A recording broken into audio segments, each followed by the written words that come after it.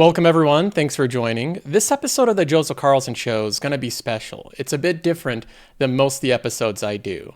We had some news today. The market closed with Costco being at an all-time high. So this company just reached a new all-time high. It's headed towards $1,000. Now, Costco has a story in and of itself. It's a company that I've been extremely bullish on for a long period of time, but this one's just been an overall winner. It's gone up and up and up with very little volatility. Another company in my portfolio that also reached an all-time high on the exact same day is Netflix. Netflix again reached an all-time high. In fact, intraday, it surpassed $718 per share. So Netflix is venturing up to new all-time highs as well. But unlike Costco, Netflix has an entirely different story, full of a lot more controversy, a lot more volatility, and a lot more grief on my behalf. Netflix has been one of the more stressful stocks I've owned. In fact, Netflix was, a couple years ago, I believe one of the most stressful endeavors or stressful things that my channel has gone through.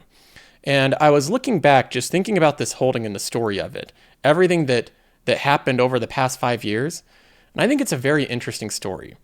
What I wanted to do in this episode was give you a better look inside into everything that went on during the fall of Netflix. What I was doing with my channel, my thoughts in the back of my head going on when I was making videos about Netflix, me being very bullish on Netflix at $500 per share preceding the epic fall, and then all the stuff that happened afterwards. All the criticism I received for this company, all the people pointing to it saying, look, you're a bad stock picker because Netflix went down so much. Netflix, over the past 5 years, has been an incredible story. It's been an interesting journey to see what's happened with this company. So as I was looking at it, reaching this new all-time high, this new landmark, I thought to put some of my thoughts into words. And I decided to just write about it. A lot of times when I write things down, I'm able to put it down on paper and it just makes the thoughts a bit clearer, a bit more concise. So this is only a couple pages, but I wanted to go through it with you to give you some inside view. What I wanted to do here was something a bit different. I wanted to give you a behind the scenes view of everything I was thinking. The thoughts I had swirling through my head when the stock was going down. The reason that I kept buying the stock. How it impacted the channel, all of that good stuff. So having said that, I think this will be entertaining, at least it'll be fun, and it does give a bit of perspective on my current views on Netflix as an investment if you're interested in that as well. So I think this is going to be an interesting one. Let's go ahead and jump in. And again, I just wrote this like a couple days ago. It's Netflix in 2024. I'll give you a link to this PDF if you're interested in having this. We have it starting off here with a looking back. Netflix just hit, let's see if I can zoom in a bit more. There we go. Netflix just hit a new all-time high of $718. It's one of the best performing stocks in the market in 2024 and has a year-to-date return of plus 50%. It's now my largest or my biggest winner in the story fund with nearly $30,000 in gains. Of course, the goal of investing is to make money, but it never hurts to prove people wrong in the process. Now, I outline that as looking back because this was a highly disputed holding. So there's some companies I invest in that you're never going to get criticism if the stock goes down. You're just not. If you buy Meta or you buy Google and the stock goes down, no one cares because everybody owns those companies. So you're not really sticking your neck out when you buy Google. It is a consensus pick. Everybody loves Google. Try to find someone that doesn't like Google. It's really difficult. But Netflix is different. It's highly controversial. If you talk to 10 investors and say, is Netflix a great investment right now? Probably 7 of them will say, no, it's not. They'll say all these different things about Netflix and why it's not a good investment. So it's more dangerous from a content perspective, or at least more risky, to invest in a stock that is not a consensus pick. And Netflix, in terms of social media, YouTube and Twitter, is definitely not a consensus pick. So if you have it right, you prove people wrong. If Netflix goes down, then everybody thinks you're a bad investor. That's the trade-off with investing in a stock like Netflix. Now I continue on. Netflix has been one of the most controversial stocks I've owned. When the stock price sank from $500 to $200 in 2021 due to losing subscribers, the criticism for owning the stock hit a peak intensity. Bill Ackman dumped the stock at a 30% loss. Redditors posted threads saying how bad of a company Netflix was and how it was being defeated by Disney and Max. YouTubers made videos about the rise and fall of Netflix. It looked like competition had caught up, growth was over, and the bright future that Netflix had suddenly vanished before our eyes. All the while this is going on, being public about your positions adds another level of pressure. People would point to Netflix stock going down as evidence that I'm a bad stock picker. Other smaller YouTubers looking to make a name for themselves posted videos with my face centered around Netflix stock cratering. This was not a fun or easy period for me. I had been working for years to develop a good reputation as a financial content creator and a good source of knowledge for investing. I viewed the fall of Netflix stock as something that could work to jeopardize the credibility I had built. During this time period that Netflix stock cratered and Ackman sold, whether to sell out of the stock and try to move on, of course, crossed my mind. The question of whether everyone else was right and I was wrong, and Netflix was really doomed by intense competition, also crossed my mind. These were real considerations, but I was careful to not make any decisions too fast. I wanted a little bit more time.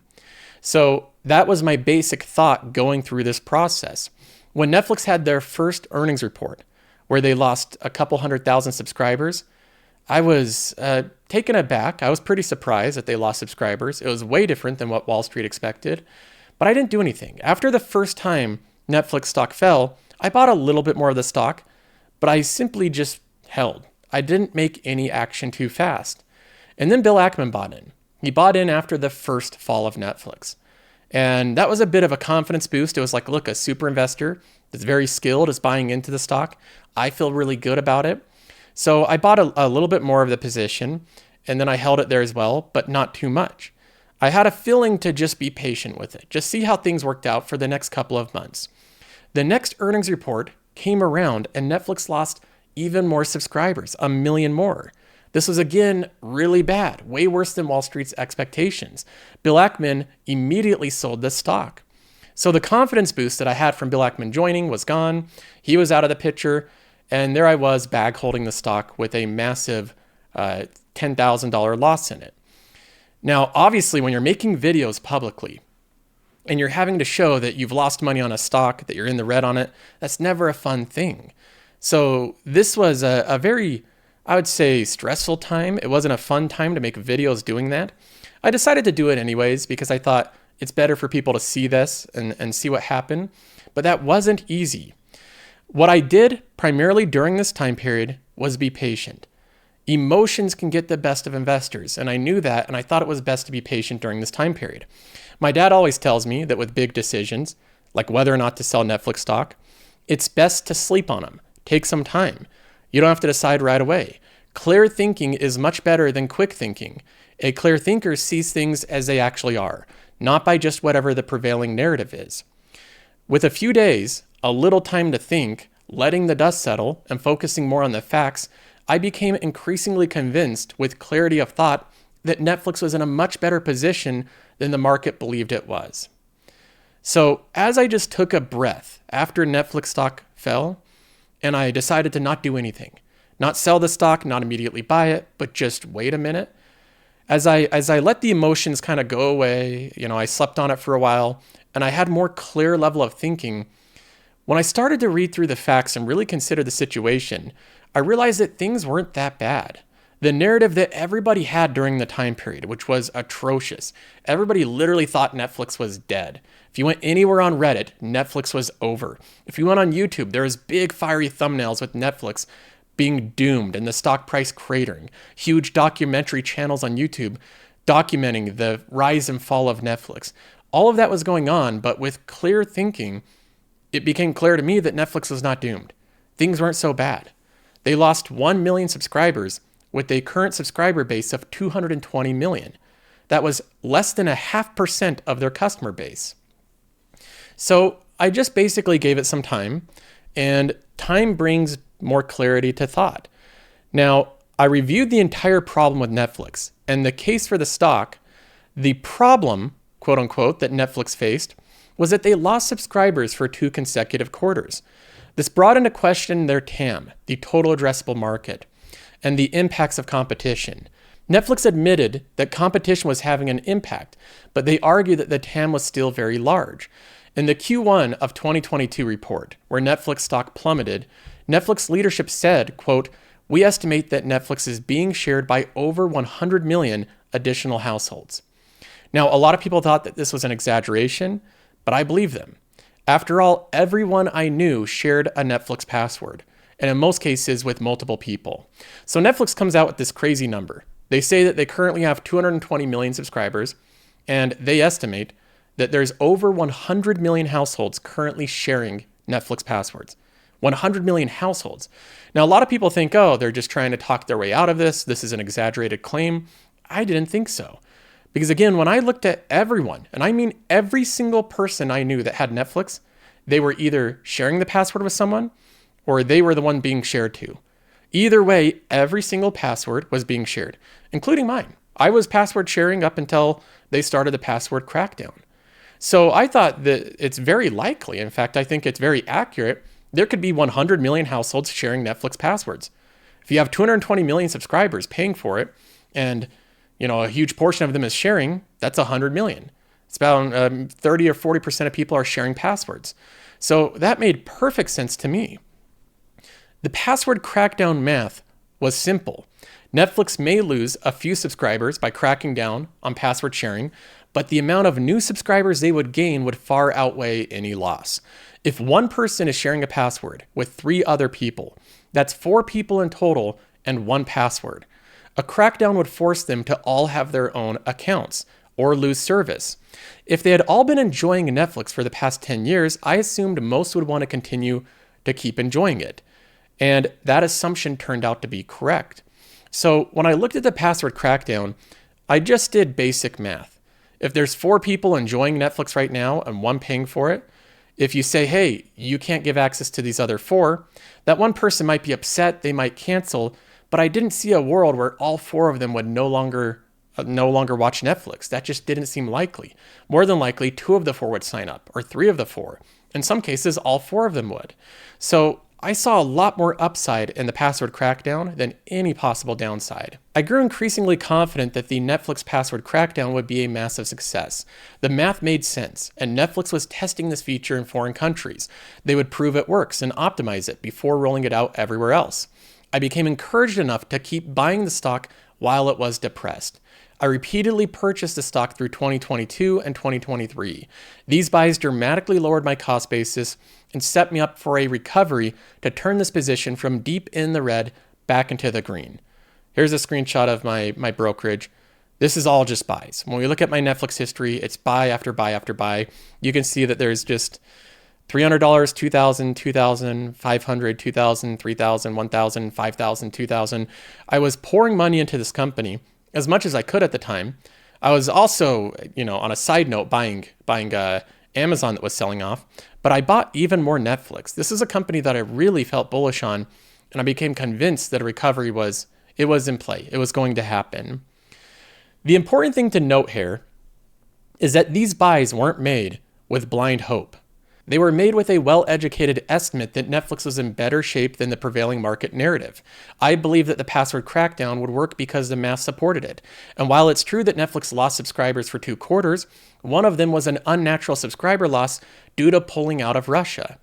In reality, I viewed the subscriber loss as a single quarter event and something that every subscription business faces. I run a subscription business myself, and I know full well that there's people coming and going every month. That's the normal course of business. So I didn't see this as a fundamental issue that Netflix lost subscribers for a single quarter. Netflix was also in the process of raising prices, growing revenue, raising margins, and increasing free cash flow. Nearly every metric was moving in the right direction, except that single quarter of subscriber loss. And the password crackdown was all but guaranteed to grow subscribers. Netflix at this time also continued to dominate total streaming watch time and engagement. Management of Netflix is long-term focused, forward-looking, and would work hard to address the challenges the company faced in the best way possible.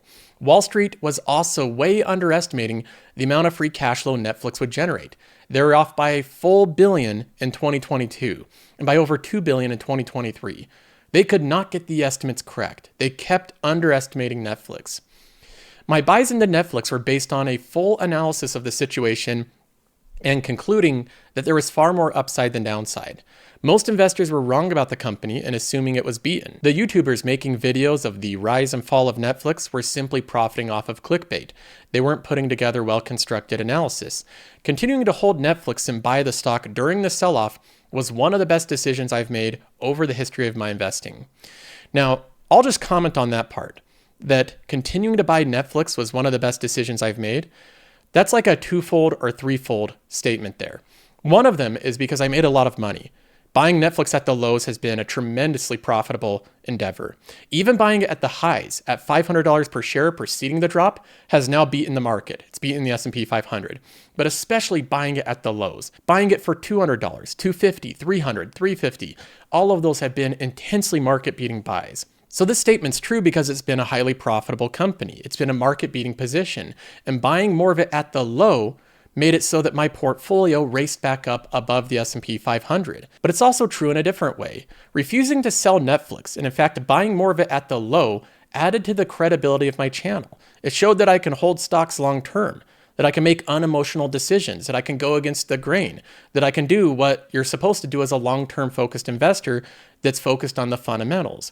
So buying more of it, I also believe, not only made a bunch of money in the short term, but it also recovered and in fact gained a lot of credibility for the channel. So I continue to believe that holding Netflix and continuing to buy the stock after the sell-off has been one of the best decisions I've made.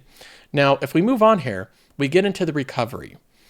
From the lows, Netflix stock has risen a staggering 290%. So we're up nearly 300% from the lows. The stock price today is now at an all-time high of $700 per share. Netflix has gained 60 million additional subscribers. The free cash flow has grown from $160 million in a year to $7 billion. The password crackdown has been a huge success, and the rollout continues to gain new net subscribers each quarter. At the same time, the would-be, quote, destroyers of Netflix, the competition, has been struggling. Disney has had a very slow subscriber growth over this period, and the stock is down over the past 3 years. Paramount has been a disaster, unable to reach scale, and currently being sold to the highest bidder for parts. Warner Brothers Discovery has continued its downturn trend over the past 3 years. It's struggling to keep up with subscribers and create new content while paying down large amounts of debt. Netflix has been the standout winner in streaming. The recovery of Netflix has been rapid and intense. When I look over my stocks and review the historical performance, none of them have as many improvements in their core fundamentals of revenue, margins, earnings, free cash flow, or customer base as Netflix. So to put this another way, over the past 3 years, no company in my portfolio has improved as much fundamentally as Netflix.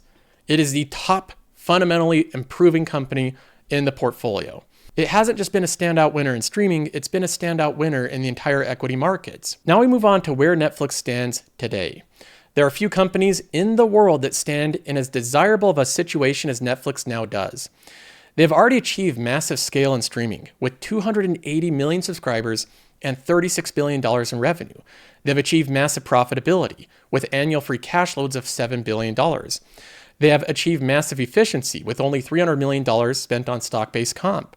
They have achieved a strong balance sheet with very low amounts of net debt and leverage. Now, the old-fashioned Netflix playbook is still in full effect.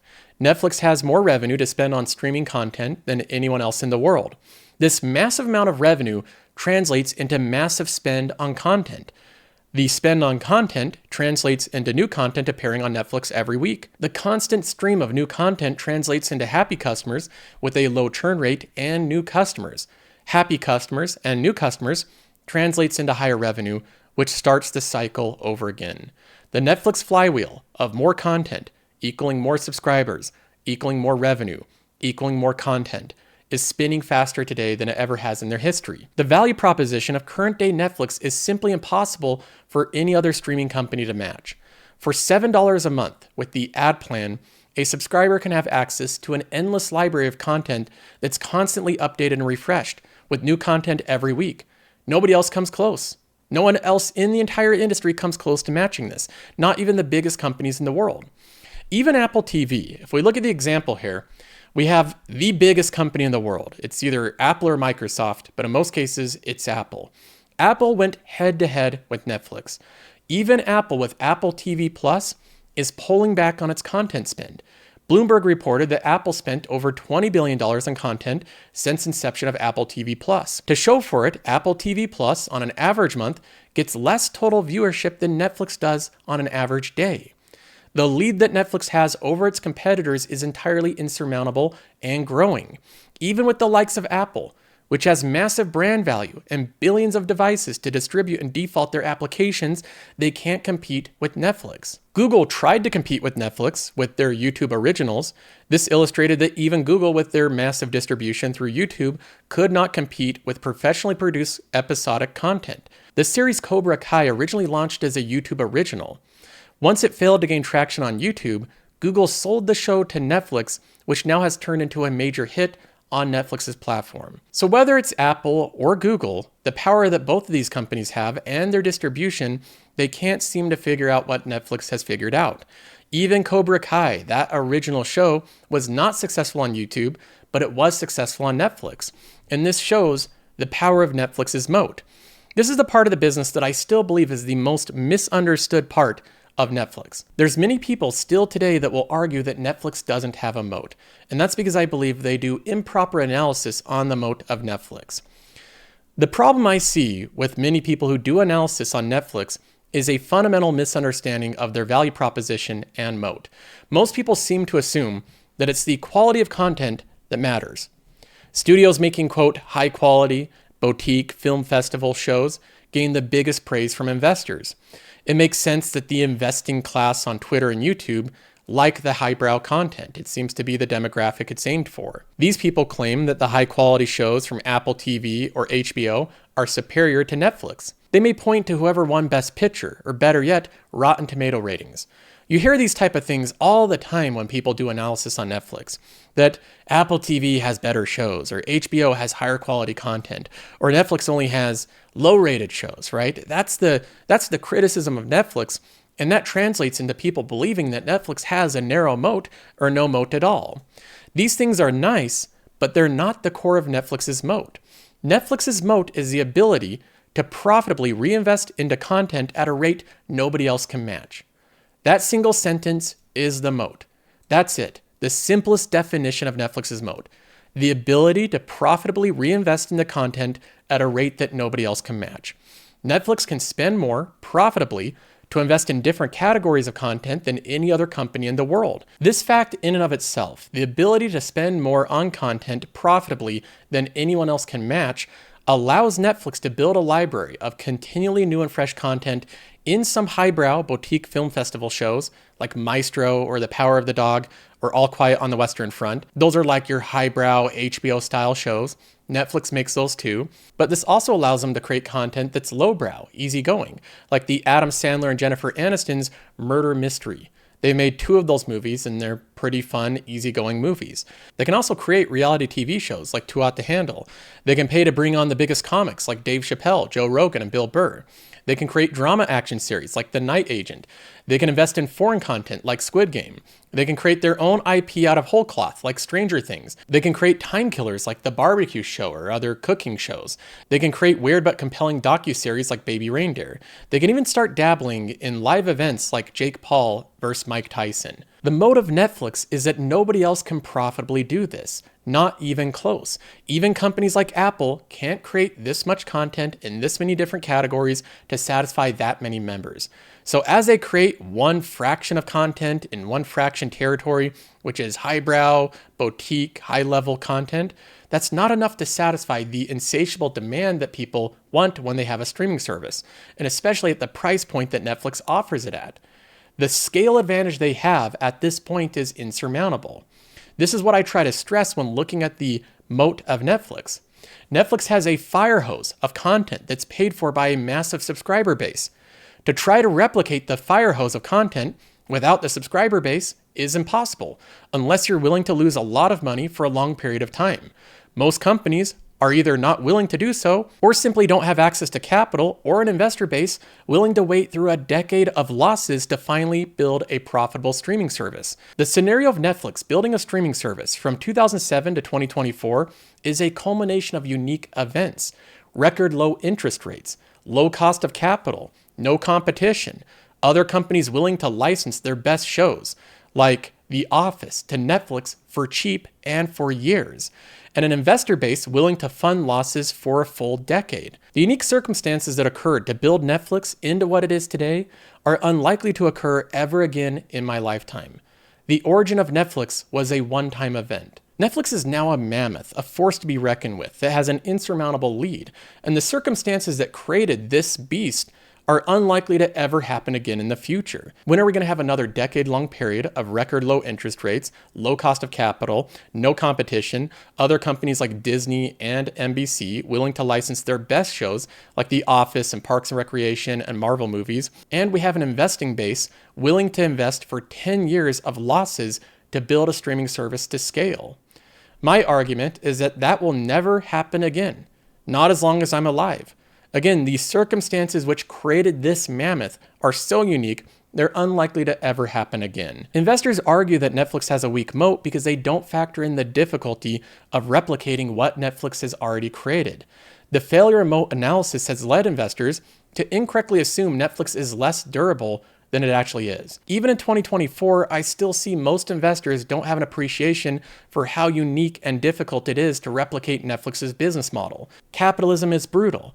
Any excess margin in a business will quickly be competed away if the business has a weak moat. Yet for an entire decade, Netflix has steadily raised its operating margins all the way into 2024. Weak moat businesses do not increase margins while growing revenue for a decade. That's just something that doesn't happen. If Netflix was a weak moat business, it couldn't do what it's currently doing. Netflix's ability to protect and grow its margins is the inability for other companies to replicate Netflix's business. That's the key to their moat. The moat is the inability for others to replicate what they've created. So that's my big argument for the moat of Netflix. I just think it's too difficult for this to ever happen again. It happened one time. It was a culmination of unique events. Netflix came out as the breakaway winner, and it's never going to be replicated again. When I look at other businesses at this point that can potentially build a profitable streaming service and one that flourishes in the future, I only see a couple companies that come to mind. Currently, I believe there's only a couple companies that have the capital, patience, and wherewithal to compete directly with Netflix. Andy Jassy has outlined Amazon Prime Video as a business that he sees as being independently profitable in the future, and he's willing to make a long-term bet on it. Amazon has shown a willingness to spend a lot of money for a long period of time to achieve scale in new industries. I believe they could be a long-term winner in streaming. Disney's another company that is taking a slower but deliberate path into streaming and could eventually turn into a long-term winner in the industry as well. Even so, I see these potential challengers to Netflix as the normal course of business. In every industry, there's typically the biggest player that reaps the majority of the reward.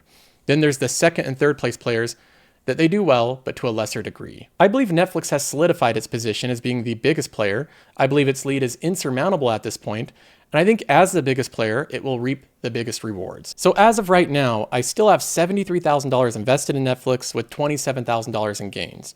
It's been a big winner in the portfolio, and it's quickly moving up to the top space.